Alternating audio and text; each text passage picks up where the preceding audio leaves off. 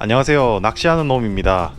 이제 이번 시간에는 이 뱅에돔 낚시에서 꽝을 피하기 위해 해야 하는 7가지 방법에 관해서 한번 이야기해 보겠습니다. 중요도 1급, 2급 이렇게 구분 지어서 말씀을 드리겠습니다. 1급은 지키지 않으면 높은 확률로 꽝을 치는 요소, 혹은 이제 지켰을 때 이제 얼굴은 볼 수 있는 요소를 1급으로 정했고요. 2급은 지키지 않으면 두세 마리 이상 낚기 어려운 요소, 지키면 마리수가 가능한 요소, 이렇게 해서 2급입니다. 이렇게 구분 지어서 한번 말씀을 드려보겠습니다.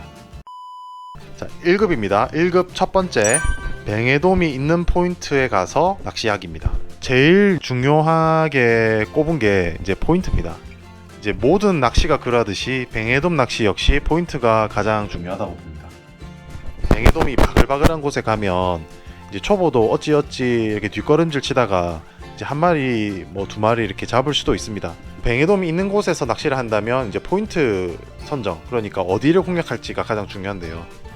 이제 기본적으로 수중려나 간출려 주변을 공략하시는 게 맞습니다. 근데 이제 예를 들어서 간출려가 이렇게 완만하게 되어 있는 경우에 간출려 바로 옆을 노린다 그러면 고기가 있는 곳이 아닌 간출려의 어떤 그 머리 부분을 공략하게 되면 고기는 정작 있는 곳은 이 돌 틈 속에서 이제 올라와서 활동을 하는데 바로 옆에 공략하면 안 되겠죠. 이런 경우에는 간출려에서 조금 간출려의 크기에 따라 다르겠지만 몇 미터 떨어져서 공략을 하는 게 이 밑에서 올라오는 뱅에돔을 바로 이제 공략을 할 수 있는 그런 기회가 됩니다.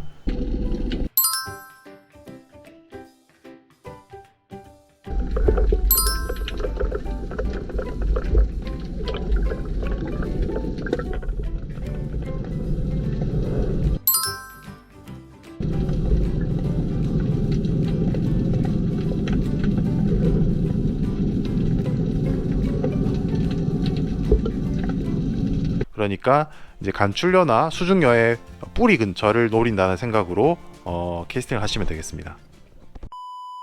두 번째는 밑밥 동조 정확하게 하기입니다. 포인트를 제외하고 사람이 할 수 있는 요소 중에서 이제 가장 중요한 것이 저는 밑밥 동조라고 생각을 합니다. 왜냐하면 이제 미끼를 조금 딱딱하게 하든 수심이 조금 안 맞든 어떻게 됐든 간에 동조만 정확하면 입질은 이제 몇 번 받을 수가 있기 때문에 그런데요. 이 밑밥의 그 연막 속에 미끼를 넣는다는 생각으로 동조를 맞추셔야 됩니다. 이제 어떻게 해야 될까요? 이제 조류의 방향이나 세기, 바람의 방향, 세기, 밑밥의 어떤 침강 속도 이런 거에 따라서 완전히 다르죠. 프로 낚시인들이나 뱅에돔 낚시를 오래 하셨던 분들은 그런 것들을 다 눈으로 보면서 확인을 하면서 동조하는 위치를 맞추고 캐스팅을 하고 밑밥을 줍니다. 근데 이제 입문자분들은 그렇게까지 하기가 사실 어렵습니다. 그래서 이제 100% 정확한 동조는 아니어도 이제 대략 한 7-80% 정도 대략적으로 맞출 수 있는 방법을 제가 설명을 드릴게요.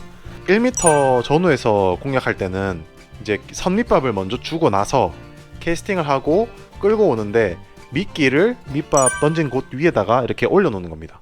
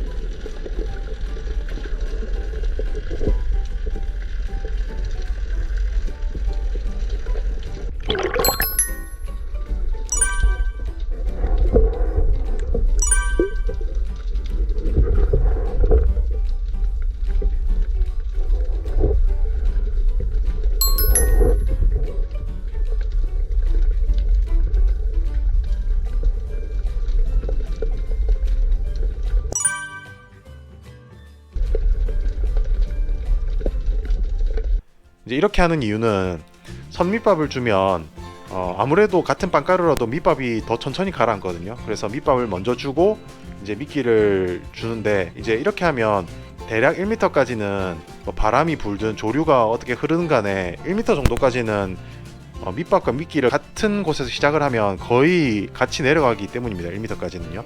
밑밥 위에 미끼를 이제 끌어다 놓는다 생각으로 그렇게 하시면 되고요. 그 다음에 이제 수심이 한 2m 전후가 됐다 그러면 어신지 위에다가 밑밥을 주는 것을 추천을 드립니다. 어신지가 목줄지일 경우에는 이제 목줄지 근처에 주면 되고, 발포지가 어신지다 그러면 발포지 위에다 주면 되는데, 발포지가 여러 개일 경우에는 바늘에 가장 가까운 발포지에다가 주는 게 적당하다고 생각을 합니다.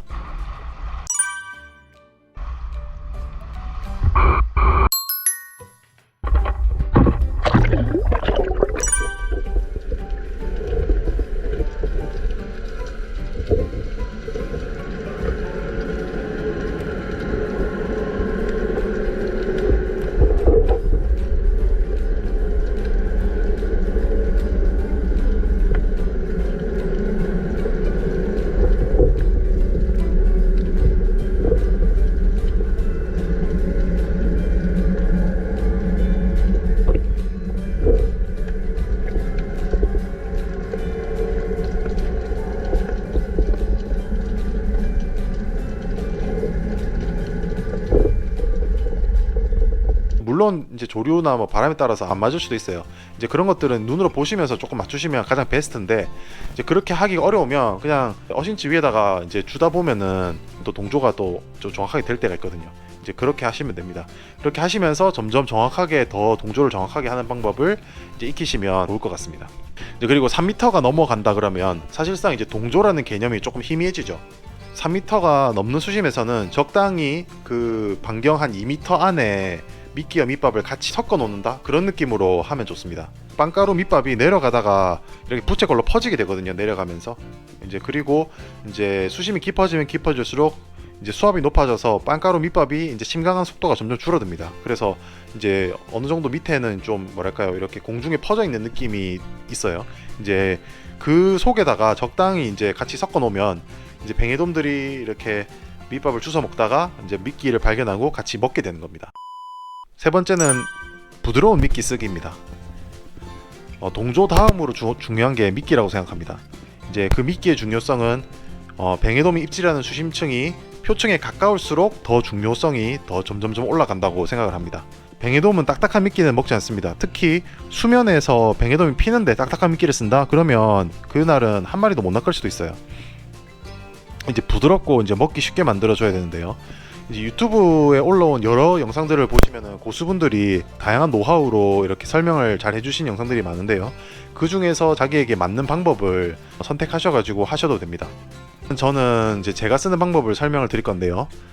저는 미끼는 일단 뱅신빵가루를 많이 씁니다. 뭐 근데 다른 거 쓰셔도 됩니다. 뭐 부드럽고 뭐 잘 풀리고 뭐 이런 개념만 똑같이 맞추면 어쨌든 간에 다 비슷하거든요. 그래서 이제 포인트는 이제 부드럽거나 무르거나 이제 잘 풀리거나 이제 요 중에서 이제 선택을 하시면 됩니다. 이제 첫 번째는 수심이 이제 1, 2m에서 입질할 경우입니다. 제가 쓰는 미끼 만드는 방법을 알려드리겠습니다. 누구나 그냥 쉽게 하는 방법입니다. 그러니까 뭐 특별할 건 없습니다. 빵가루 그냥 한 점 쥐고 담궈주죠. 한 30초 정도 담그면 더 이상 물을 머금을 수 없을 만큼 이제 머금게 됩니다. 딱딱한 것이 아예 없이 물을 충분히 머금을 수 있도록 한 30초 정도 충분히 불려주고요. 이제 그러고 나서 이제 살짝만 짜주는 겁니다. 살짝 물을 꾹 짠다는 느낌이 들면 안 돼요. 그냥 살짝만 눌러서 겉에 있는 물기만 살짝 빼준다는 느낌으로 이렇게 그대로 미끼통에 넣습니다. 이제 이렇게 해서 시간이 한 몇 분 지나면 적당히 부풀러서 사용하기 딱 좋은 상태가 됩니다. 자, 이제 미끼를 달 때는 이제 표층을 노릴 때는 이렇게 조금 떼서 이렇게 몇 번만 조물조물 그러면 이제 이 정도로 해서 이제 달면 되고요. 두 번째 방법은 수심 2에서 3m 정도에서 입질할 경우입니다. 자, 두 번째 이제 반죽하는 미끼를 만들 건데요. 또 한 움큼 지어서 불립니다. 이번에도 역시 30초 정도 불려서 충분히 물을 머금을 수 있게 기다려줍니다. 중간에 꺼내버리면 딱딱한 입자도 생기고 그렇기 때문에 좋지가 않습니다. 충분히 머금었다 싶으면 이제 꺼내서 이번에는 꾹 짭니다. 꾹. 이거는 이제 손으로 칠해서 반죽을 할 거기 때문에 이렇게 꾹 짜고 그 다음에 이제 반죽을 해줍니다. 반죽은 이 찰기가 충분히 생길 수 있을 정도로 아주 오랫동안 반죽을 해줍니다.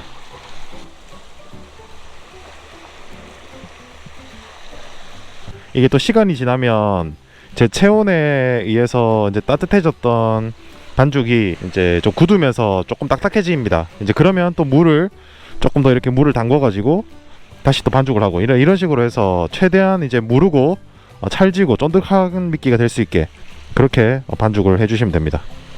수심을 좀 내려야 되겠다. 그러면 아까 반죽했던 이제 이 쫀득한 미끼 이제 요거를 이제 달아주시면 됩니다. 손에 이렇게 묻어나죠. 이렇게 묻어나기 때문에 손에 물을 조금 묻힌 상태로 달아주시면 좋아요. 그 다음에 이 두 개를 조금씩 섞어서 또 조절할 수 있습니다. 이제 쫀득한 부분과 또 잘 풀리는 입자가 섞인 아주 이제 적절한 상태의 좋은 상태의 미끼가 되거든요. 이제 이렇게 해서 이제 사용하시면 되겠습니다.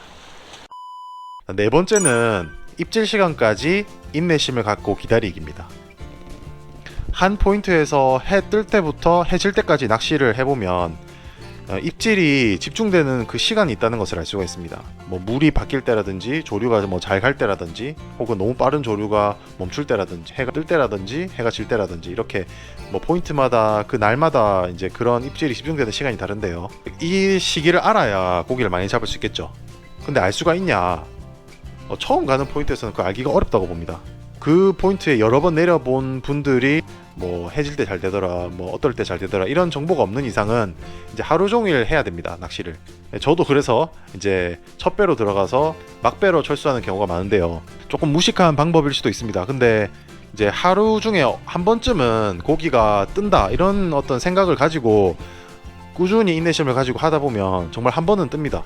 그래서 상황이 아무리 안 좋아도 뭐 한두 마리 정도는 이제 손맛을 보고 가거든요. 아무리 못해도. 그래서 한 번은 뜬다는 그런 믿음과 확신을 가지고 이제 체력과 집중력 안배를 잘 하셔가지고 입질이 오는 그 시간까지 인내심을 갖고 이제 해보시라는 말씀을 드리고 싶습니다. 다음은 이제 지키지 않으면 두세 마리 이상 낚기 어려운 요소, 지키면 마리수가 가능한 요소 2급입니다. 자, 첫 번째로 수심입니다. 수심. 수심은 제가 1급에 넣을지 말지를 굉장히 고민한 요소인데요. 2급에 넣은 이유는 수심이 뭐 한 1m에서 1.5m 잘못 맞춰도 그 1급에서 얘기한 포인트, 동조, 미끼, 입질 시간 이 4개를 잘 지킨다면 입질은 몇 번 받을 수가 있거든요. 그래서 제가 2급에 넣었습니다. 하지만 이제 그 수심의 중요성은 그 1급 못지가 않습니다.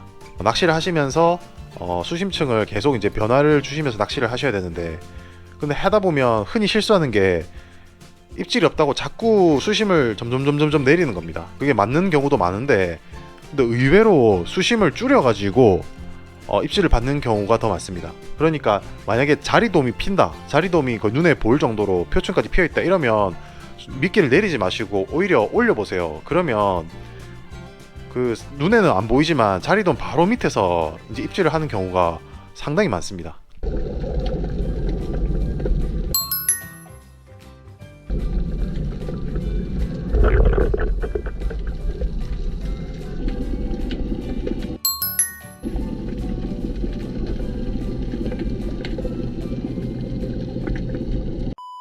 그 다음에 이제 두 번째는 목줄 꺾임입니다.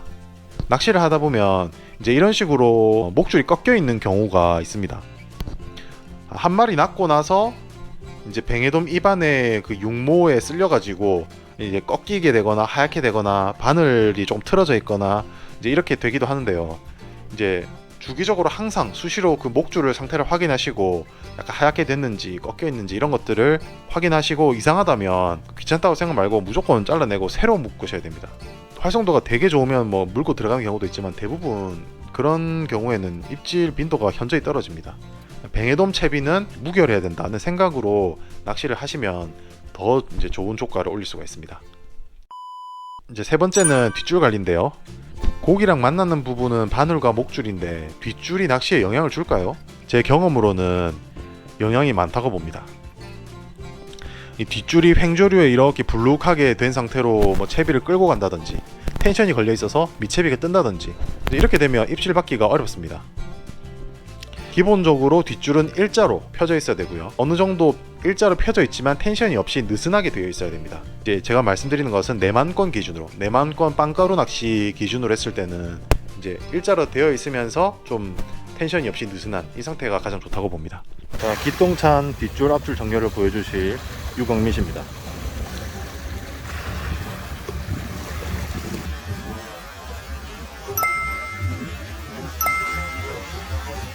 잘 들어갔습니다.